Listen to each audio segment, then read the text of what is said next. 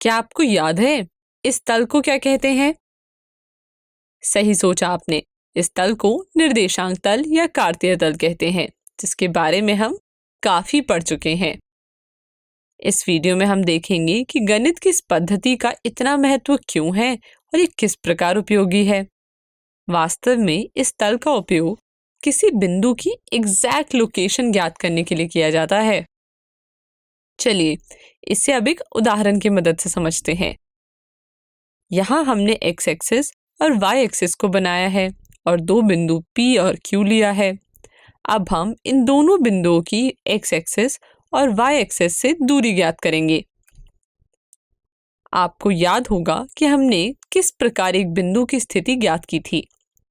हमने दो लंब कुछ इस प्रकार खींचकर इन दूरियों को माप लेकर इस बिंदु की स्थिति ज्ञात की थी। कुछ इस प्रकार हम यहाँ भी करेंगे। बिंदु P से एक्स एक्सिस पर एक लंब PM खींचेंगे और y एक्सिस पर PN खींचेंगे और इसी प्रकार बिंदु Q से दो लंब QR और QS खींचेंगे। अब हम यहाँ देख सकते हैं कि बिंदु P की y एक्सिस से लंबवत दूरी ये होगी, जो कि x एक्सिस के धनात्मक डायरेक्शन में है।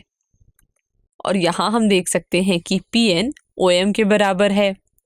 अब चूंकि यहाँ OM 4 यूनिट्स है, इसलिए PN भी 4 यूनिट हो जाएगा।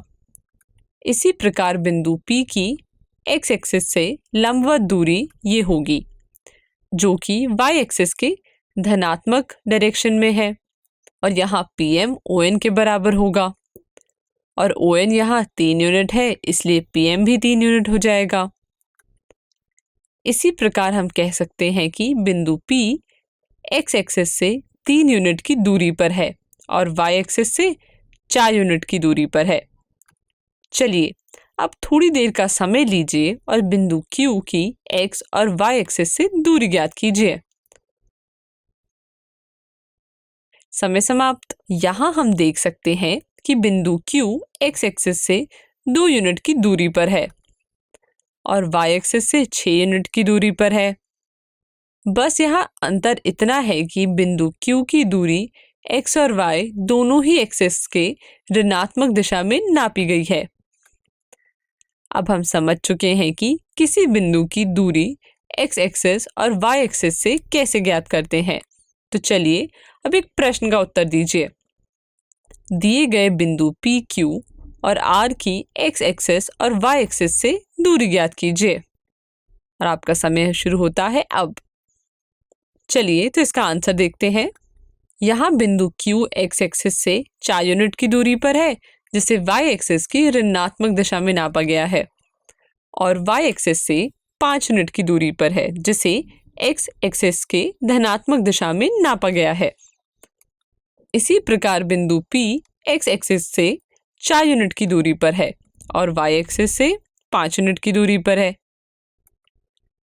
और बिंदु R निर्देशांक तल के मूल बिंदु पर स्थित है और हम देख सकते हैं कि बिंदु R x एक्सिस और y एक्सिस से 0 दूरी पर स्थित है। अच्छा, अब आप यहाँ देख सकते हैं कि बिंदु P और Q दोनों ही x एक्सिस से 4 यूनिट की दूरी पर है और y एक्सिस से 5 यूनिट की दूरी पर है। इसका मतलब इन दोनों बिंदुओं की अक्षों से दूरी बराबर है, लेकिन फिर इन दोनों की पोजीशन अलग अलग है। ऐसा कैसे हो सकता है, इसके बारे में हम अपने अगले वीडियो में चर्चा करेंगे। इस डायग्राम को अपनी कॉपी में बनाना ना भूलें। धन्यवाद।